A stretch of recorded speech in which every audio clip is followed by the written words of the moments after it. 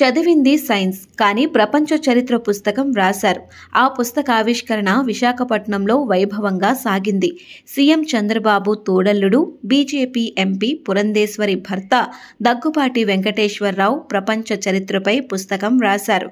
ఈ సందర్భంగా చంద్రబాబుపై దగ్గుపాటి కీలక వ్యాఖ్యలు చేశారు.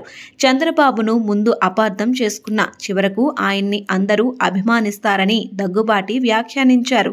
45 ఏళ్లలో ఎన్నో సంఘటనలు జరిగాయని, కానీ వాస్తవాలు చెప్పాలనిపించింది నేను చెప్పేశానని వెంకటేశ్వరరావు చెప్పడంతో సభా ప్రాంగణంలో నవ్వులు వెల్లివిరిశాయి. మరి రావడం అనేది మా ఇద్దరికి వైరం ఉంది, అది ఇది అని చెప్తూ ఉంటారు. వైరాలు ఉన్నమాట వాస్తవమే, కానీ ఎప్పుడు ఒకే రకంగా ఉండకూడదు కదా, ముందుకు వెళ్తూ ఉండాలి, అవన్నీ మర్చిపోవాలి. భవిష్యత్తు అనేటటువంటిది ఆశాజనకంగా ఉండాలి అనేటటువంటిది నాకేం కోరికలు లేదు స్వామి. మళ్ళీ సీఎం చంద్రబాబు సైతం దగ్గుపాటి మాటలకు ముసిముసి నవ్వులు నవ్వుకోవడంతో సందడి వాతావరణం నెలకొనింది.